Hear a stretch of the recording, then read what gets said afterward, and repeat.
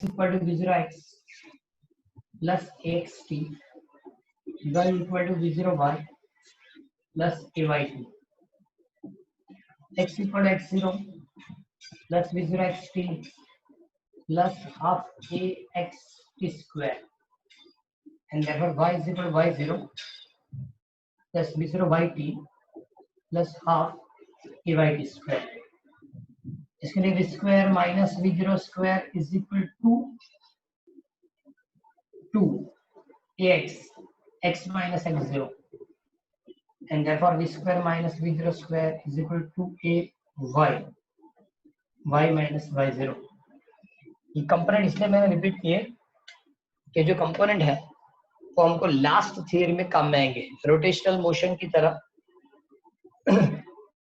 एक और मोशन आज इस चैप्टर में हम पढ़ेंगे और वो है प्रोजेक्टाइल मोशन, और प्रोजेक्टाइल मोशन के वक्त काम में आएगी, इसलिए मैंने फिर से एक बार ये लिस्ट कंप्लीट करके आपको दे दी। ओके, आज जो नेक्स्ट वाला जो टॉपिक है, सर आवाज नहीं आ रहा है। जस्ट अ मिनट,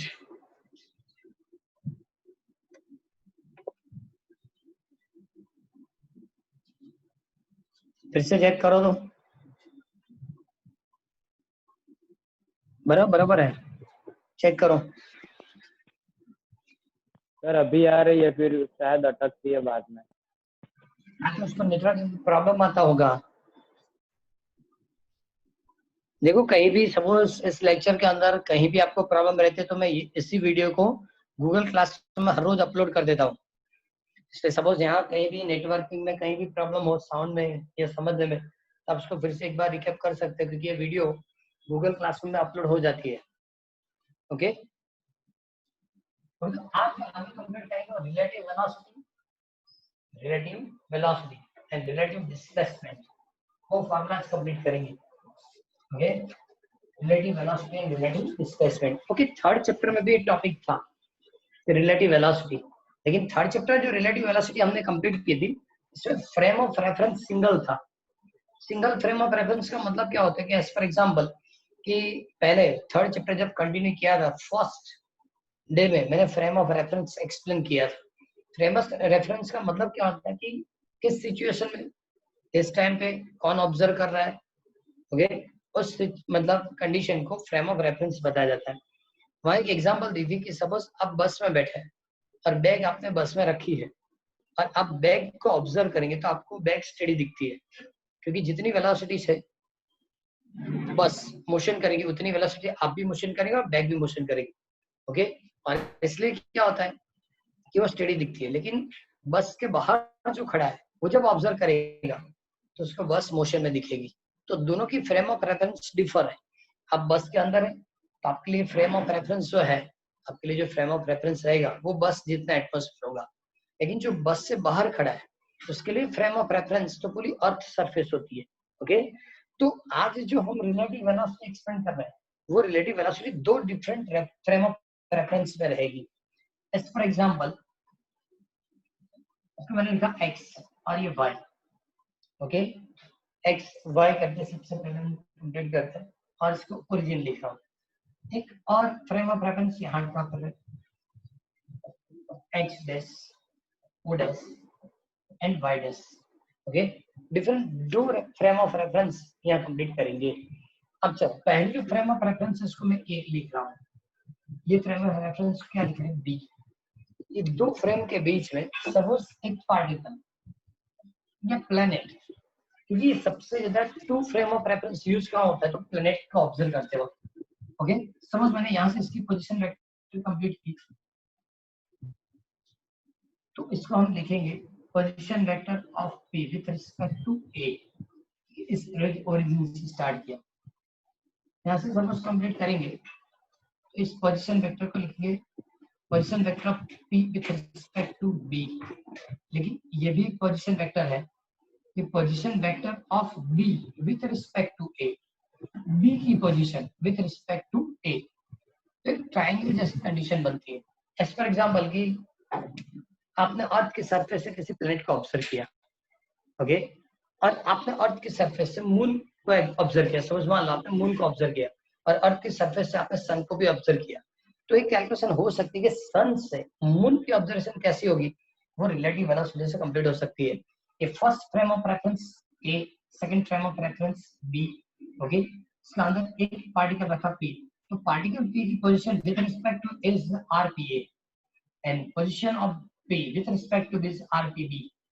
लेकिन तब position of frame of reference B with respect to frame of reference A called RBA, okay. अब ये पूरी डायग्राम चेक करेंगे तो एक ट्रायंगल दिखता है, तो हम वेक्टर एडिशन की जो ट्रायंगल मेथड वो यूज करेंगे in triangle OP. Vector addition की कौन सी method? Triangle method, okay. First vector O dash या ओ डैश ओ जो भी लिखेंगे ये, second vector O P, first की इनिशियल, लास्ट की final, okay.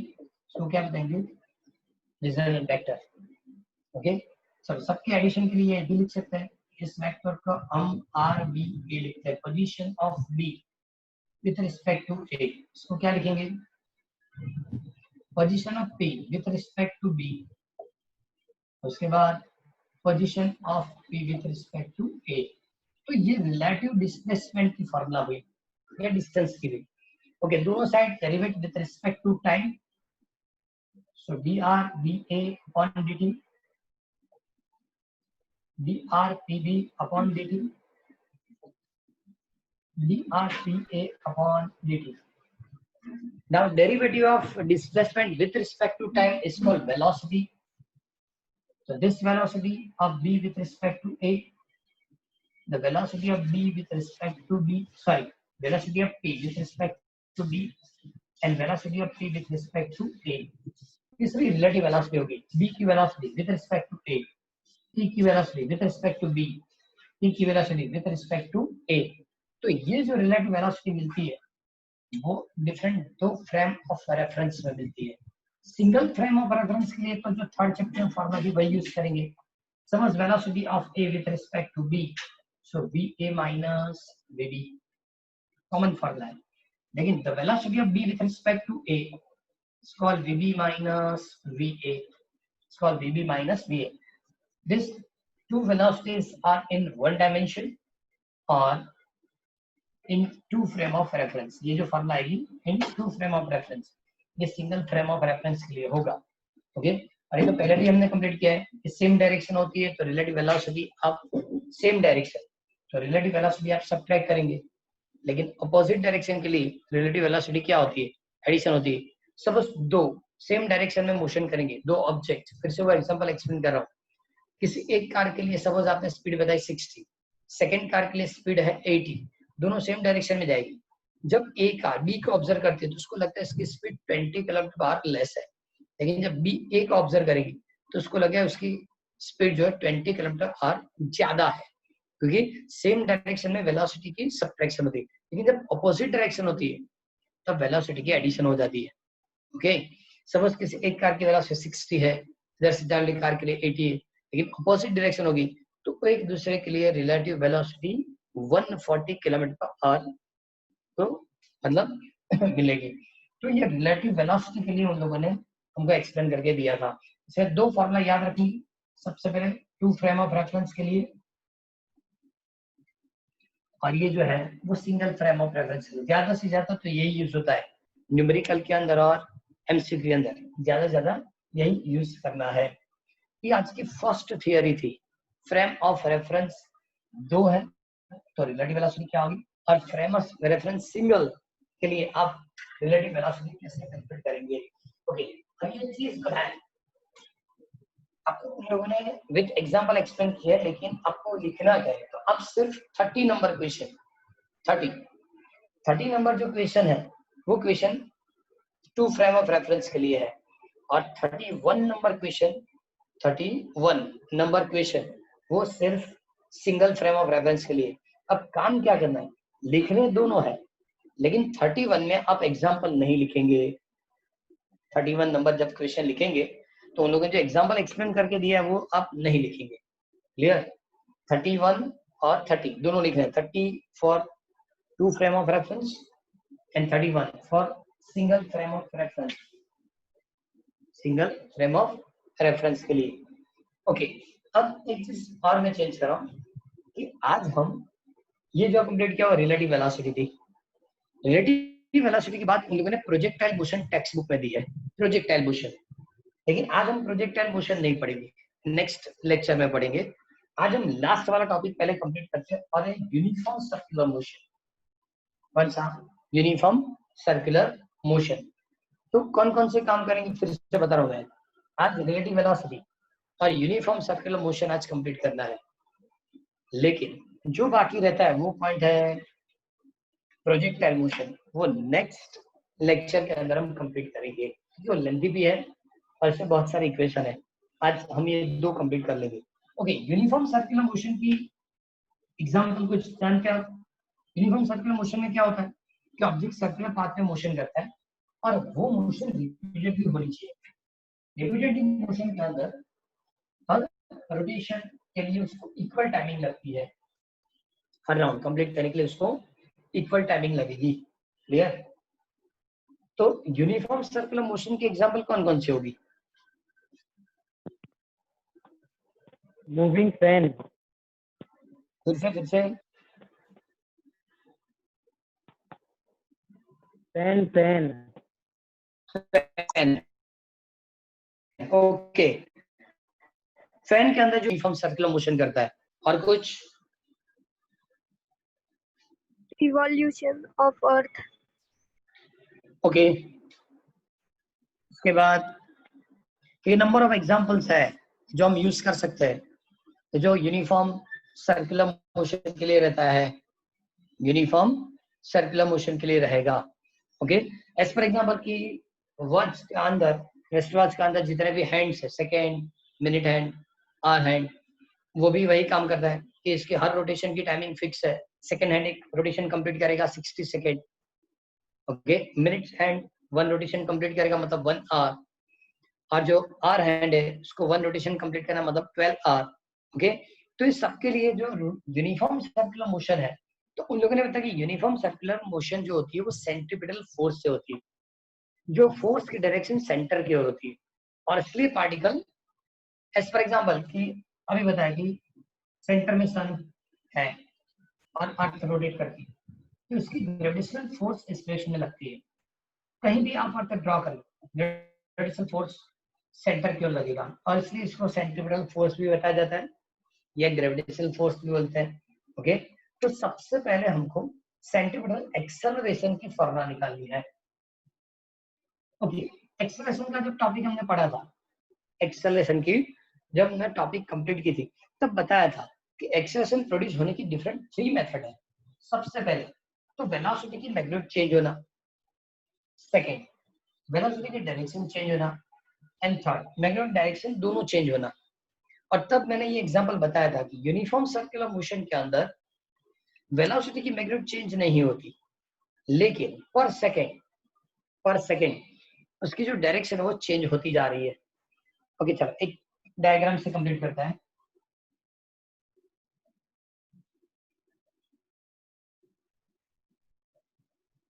Suppose uniform circular motion के लिए पार्टिकल की पोजीशन, ओके, इस तरह से ये सेंटर इनिशियली सपोज इसको पी पॉइंट बता दो, इसके लिए हम क्यू पॉइंट लिखते हैं, इसकी टाइमिंग t1, इसके लिए टाइमिंग क्या लिखेंगे t2। ओके, ऑलवेज आपको पता है कि वेलोसिटी टेंजेंट की डायरेक्शन में होती है, तो इसको v2 लिखेंगे।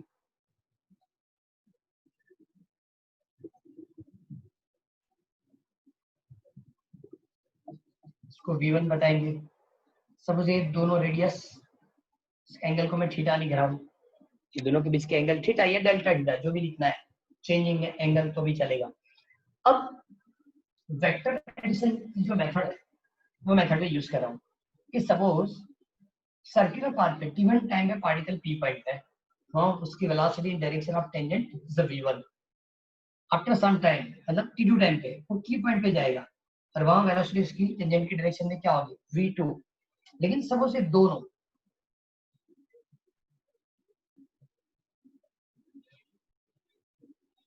तो ये होगा v1, इसको o डैश लिख रहा हूँ। और पी पॉइंट की वेलोसिटी इसलिए पी डैश लिख रहा हूँ।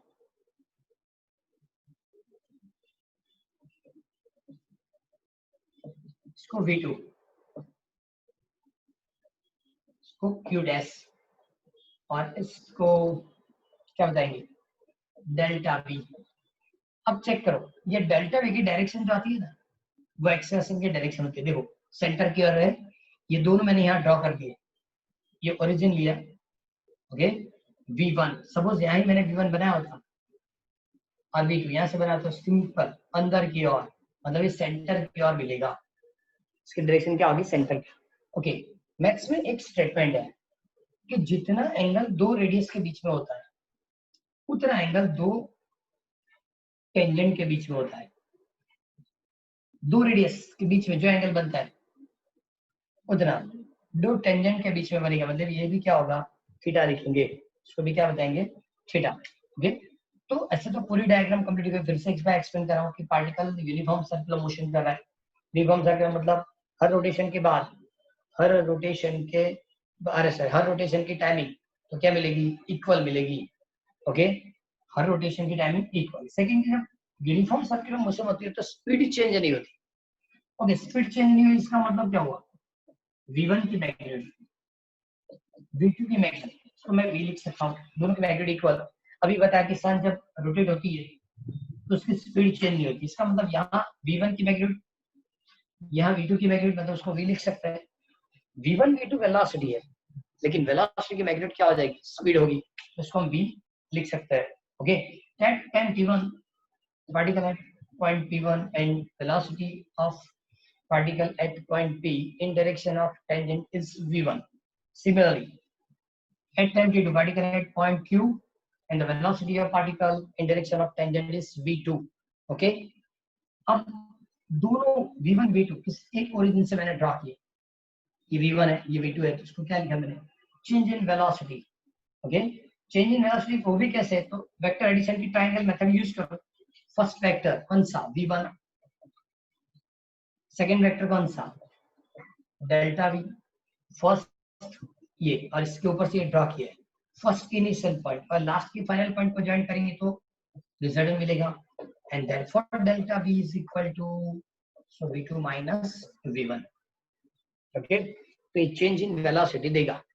अब जो मैथ्स की जो स्टेटमेंट मैंने बताई वो कि इसको आप डेल्टा आर लिख सकते हैं।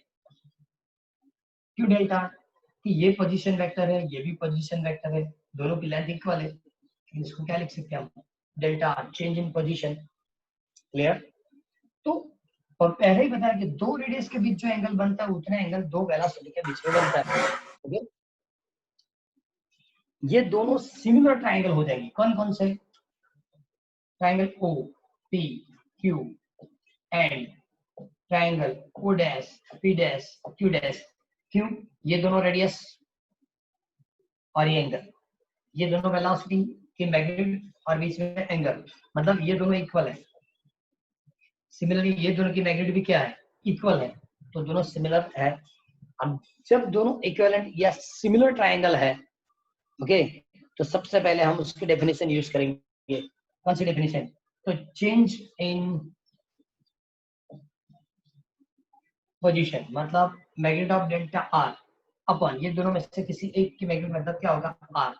सिमिलरली चेंज इन वेलोसिटी की मैग्नीट्यूड, मतलब डेल्टा वी अपन ये दोनों में से किसी एक की मैग्नीट्यूड। चलो v1 की मैग्नीट्यूड लिखो है, v2 की मैग्नीट्यूड, लेकिन इसको हम लिखेंगे क्या, सो v। ओके, हमको कैलकुलेट क्या करना है, एक्सेलरेशन।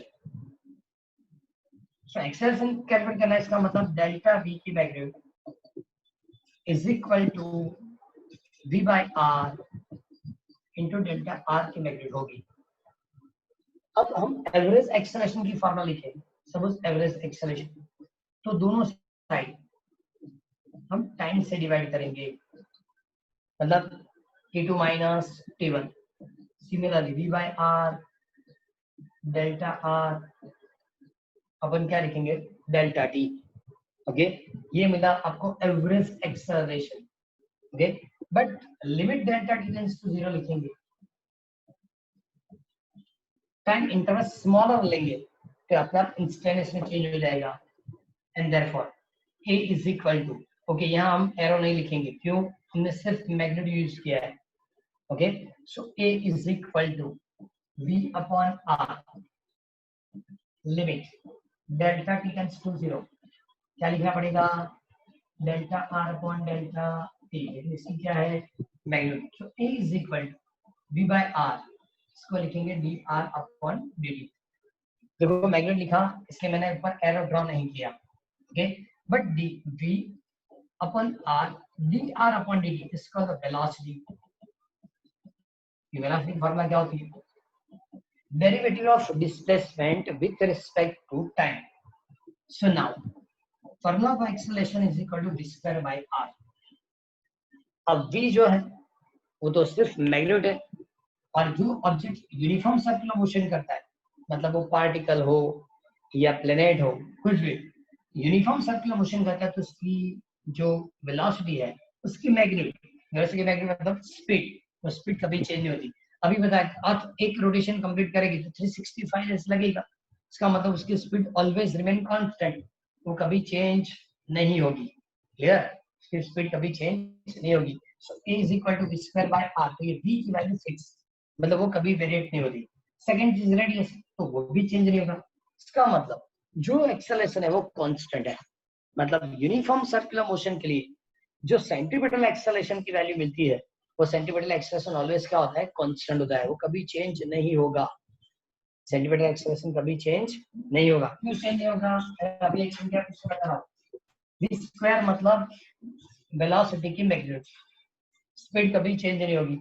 सेकंड हैंड जो रोटेट है फिर speed remain constant, minute hand की स्पीड कांस्टेंट, ओके, अर्थ की जो रोटेशन होती है अराउंड सन, वो भी स्पीड कांस्टेंट, इसका मतलब v रिमेन कांस्टेंट और रेडियस भी कांस्टेंट।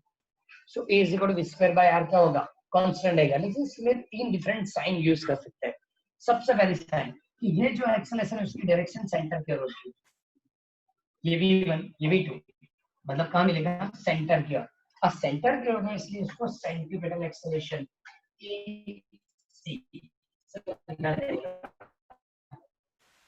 सेंट्रीपिटल एक्सेलरेशन डायरेक्शन में है, तो उसको रेडियल एक्सेलरेशन भी लिखा जाता है ar। एंड थर्ड पॉइंट कि ये वेलोसिटी है और रेडियस की डायरेक्शन में होगा एक्सेलरेशन, ये वेलोसिटी और रेडियस की डायरेक्शन में होगा एक्सेलरेशन, तो उसको ए परपेंडिकुलर भी लिखा जाएगा, पहले मैंने एक्सप्लेन किया था।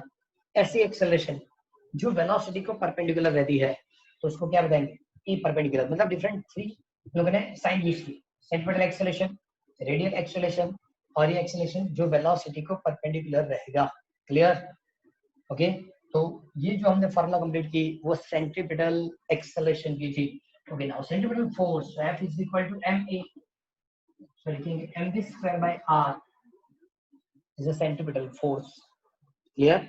सपोज ऑब्जेक्ट की मास m है, तो formula F is equal to ma, a is equal to v square by r, is called centripetal force, मतलब fc is equal to mv square upon r। आपके पास reference book है, आप 36 number वाली question check करो, chapter से ये जो question है 36 नंबर, वो आपकी राइटिंग एग्जाम के अंदर 5 मार्क्स वाली सेक्शन होती है, कि 5 मार्क्स क्वेश्चन कंप्लीट करो, तब ये पूरी थ्योरी लिखनी पड़ती है। चैप्टर 4 से क्वेश्चन होता है 5 मार्क्स।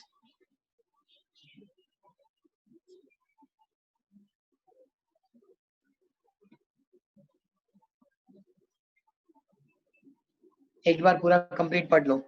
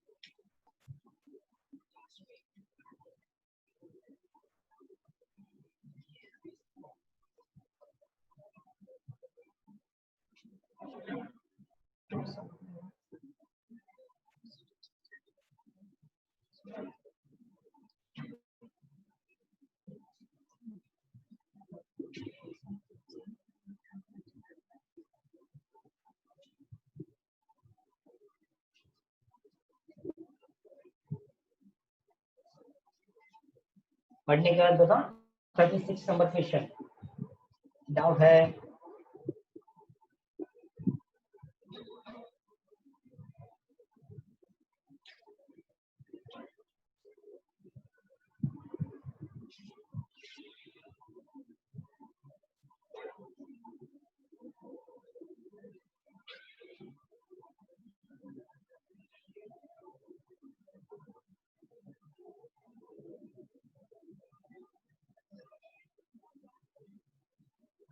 अब देखो जो फॉर्मूला मैंने एक्सप्लेन की है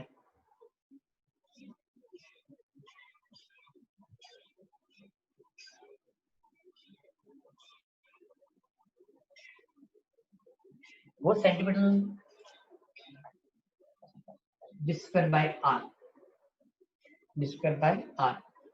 और सपोज अभी जो डायग्राम बनाया था इसमें पी और क्यू, ये डेल्टा थीटा। ओके, एक चीज और भी है कि जब रोटेशनल मोशन होती है, रोटेशनल मोशन, तो उसको omega is equal to delta theta by delta t लिखा जाता है। ये किसके लिए बता रहा हूँ? रोटेशनल मोशन होती है तो इसका रोटेशनल स्पीड बताई जाती है। Rotational speed equal to rotational distance अपन रोटेशनल के लिए जो टाइमिंग लगती है वो, मतलब यहाँ से स्टार्ट किया यहाँ तक गया, इतना उसने डिस्टेंस कंप्लीट किया। कौन सा डिस्टेंस है? Angular distance. एंगुलर डिस्टेंस मतलब delta T upon delta t. लेकिन सब सिमिलरली लीनियर वेलोसिटी या लीनियर स्पीड कैलकुलेट करनी है, तो लीनियर स्पीड कैलकुलेट करनी है तो आर जो है क्यू, आर कौन सी रेडियस आर है, रेडियस आर, तो इसकी लेंथ लिखनी पड़ेगी। So q upon delta t. लेकिन आगे हमने पढ़ा है कि angle is equal r upon क्या होगा? रेडियस। तो क्यू इक्वल क्या लिख सकते हैं? R delta theta upon delta T. तो ये जो फॉर्मूला है वो इसके अंदर है। देखो, लीनियर वेलोसिटी, रेडियस और एंगुलर वेलोसिटी, या लीनियर स्पीड, रेडियस और एंगुलर स्पीड। ये एंगुलर मतलब रोटेशनल मोशन के लिए और ये लीनियर मोशन के लिए, ये दोनों के बीच की रिलेशन आ गई। मैंने इसलिए आपको लिख के दिया कि इसमें ये वैल्यू यूज कर सकते हैं। As for example, hello,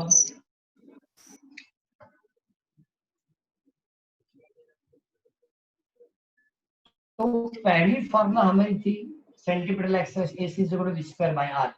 now second formula v is equal to r omega add कर, so now r square omega square divide by r। तो second formula is omega square r। Omega मतलब angular speed, angular speed. Okay, third AC is equal to, okay, v square by r था, क्या लिखा आपने? v square by r। So r is equal to क्या लिख सकते हैं? तो यहाँ v square r is equal to v upon omega, तो v square into omega upon v। एक और फॉर्मूला होगी omega into v, third formula. इसका मतलब कि आप जो एक्सप्रेशन लिख रहे हैं यूनिफॉर्म सर्कुलर मोशन के लिए, इसके लिए डिफरेंट 3 फॉर्मूलाज है। E is equal to v square by r is the first, then A is equal to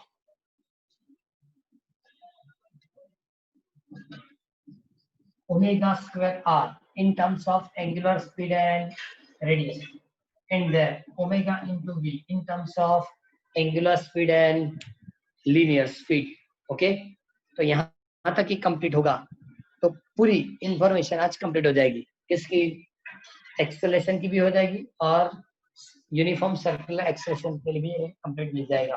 तो आज हमने जो कंप्लीट किए कितने क्वेश्चंस थे? तो सबसे पहले हमने 30 और 31 दो कंप्लीट किए। 30 number relative velocity into reference frame और 31 relative velocity for single reference frame, लेकिन 31 जब आप लिखेंगे तो इसमें एग्जांपल नहीं लिखेंगे। क्लियर? ओके, इसके बाद क्वेश्चन आज जो हुए 36 यूनिफॉर्म सर्कुलर मोशन, जो क्वेश्चन 5 मार्क्स में सबसे ज्यादा आती है, और बाद में 37 नंबर, जिससे आपको ये डिफरेंट फॉर्मूलाज मिलेगी। ओके, इससे आपको ये डिफरेंस फॉर्मूला मिलेगी। तो आज इतने इक्वेशंस आपको कंप्लीट करके देने हैं, 1 से 36, 37, और वहां से आपको कंप्लीट करना है 31, 30 एंड 31। 4 क्वेश्चन आज हुए, टॉपिक्स 2 हुए, relative velocity, uniform circular motion. Okay, next जो भी पीरियड रहेगा इसके अंदर कल सर आपको जेडबल नीट के लिए ऑनलाइन लेक्चर ही लेंगे, वीडियो पुटअप नहीं करेंगे। क्लियर? उनकी लिंक कल भी आपको 10:30 से पहले ग्रुप में मिल जाएगी, और वो जूम मीटिंग पे आपको कनेक्ट हो जाना है। ओके, लेकिन उसके बाद वेडनेसडे को फिर से हम जब कंटिन्यू करेंगे तो प्रोजेक्टाइल मोशन वाली इक्वेशन कंप्लीट करेंगे। प्रोजेक्टाइल मोशन लेंथी है, लेकिन प्रोजेक्टाइल मोशन टॉपिक की इंपॉर्टेंस ज्यादा है। ओके, तो आज मुझे 4 क्वेश्चन आपको होमवर्क में कंप्लीट करके देना है। कोई डाउट? एक बार रिपीट कर दो। फिर से बोलो। हेलो, आवाज कम आ रही, थोड़ा जोर से। हेलो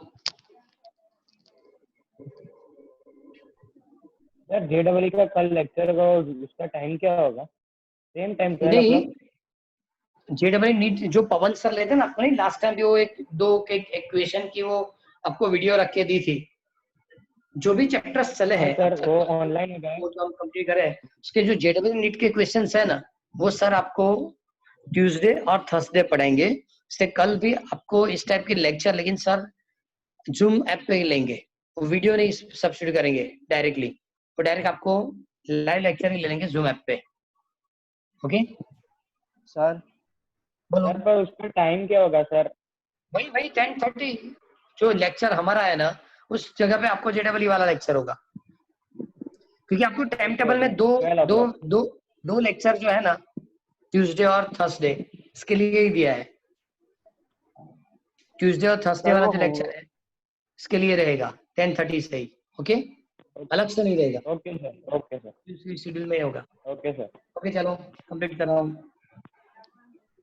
सर वो होमवर्क में कौन से 4 क्वेश्चन थे? वो मैंने बताया ना अभी, 30, 31, 30, 31 एंड 36, 37, 30, 31, 36, 37। ओके, 31 में आप एग्जाम्पल नहीं लिखेंगे बस। ओके